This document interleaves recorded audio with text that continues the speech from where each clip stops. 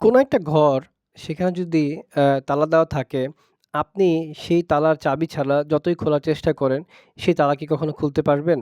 ঠিক তেমনি আমাদের আ কোরআন থেকে হেদায়েত পাওয়ার জন্য আমাদের অন্তরে যে তালা আছে, সেই তালা খোলার চাবি হচ্ছে যে কোরআন নিয়ে চিন্তা গবেষণা বা তাদাব্বুর করা। তো আমাদের আজকে আ আ তাদাব্বুর আল কোরআনের যে ১২ নাম্বার পয়েন্ট, সেটা হচ্ছে যে আমরা যদি কোরআন নিয়ে তাদাব্বুর চিন্তা গবেষণা না করি, তাহলে কি আমাদের অন্তর তালাবদ্ধ হয়ে যাবে এবং আমার অন্তরের মাধ্যমে কি আমাদের অন্তরের দৃষ্টি কোনো কিছু আমরা অনুধাবন করতে পারবো না। আমাদের অন্তরের দৃষ্টিশক্তি কি হারিয়ে যাবে।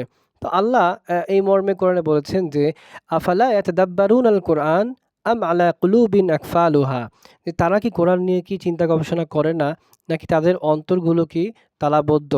তো আসলে আমাদের বাবা-মা আমাদের ছোটবেলা থেকে কি করেছেন? তারবিয়া দিয়েছেন।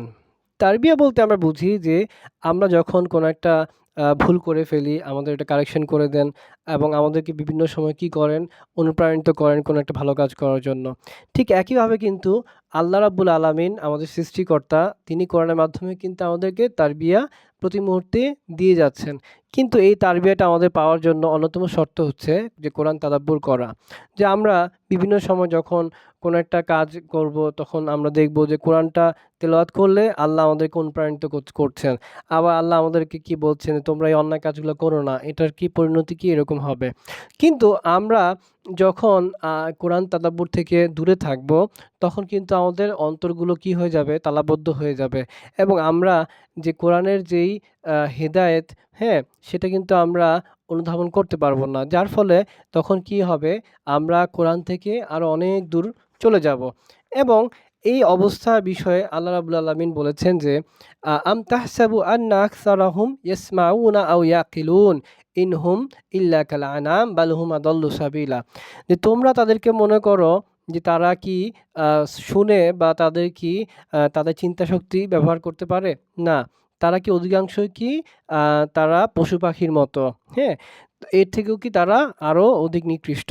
সুতরাং আমরা যখন কোরআন তাদাব্বুর করতে পারবো না, তখন আমাদের কিন্তু অন্তর তালাবদ্ধ হয়ে যাবে এবং আমরা কোরআন থেকে কিন্তু হেদায়েত লাভ করতে পারবো না। তখন আমাদের পরিণতি ঠিক পশু-পাখির মতোই কিন্তু হবে এবং কিছু ক্ষেত্রে এই পশু-পাখি থেকেও কিন্তু আরো নিকৃষ্ট পর্যায়ে চলে যাবে এবং আমরা বর্তমান পৃথিবীতে, হ্যাঁ, আমরা সেটাই কিন্তু দেখতে পাচ্ছি যে আসলে মানুষ এমন কাজ করছে, যা কিনা আমরা পশু-পাখির ক্ষেত্রেও কিন্তু তা কল্পনা করতে পারি না যে এই কাজ সেটা কি পশু-পাখিও করতে পারে।